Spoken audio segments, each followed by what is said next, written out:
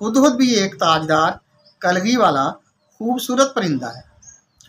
वो पुरकशिश और चमकदार परों वाला परिंदा है। ये स्याह सफ़ेद धारियों वाले परों में भी मिलता है। हुदहुद चमकीले रंगों वाला परिंदा है।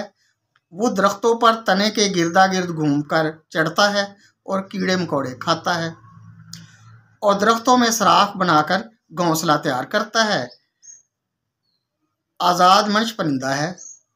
एक दरख्त पर ज़्यादा देर नहीं ठहरता। जल्द ही इसका जी भर जाता है, फुर से उड़कर दूसरे दरख्त पर चला जाता है। हुदहुद हरियाली और बागात को पसंद करता है। बुजुर्गों से एक ने कहा, आप खुद बढ़ई हैं, कुछ खट बढ़ई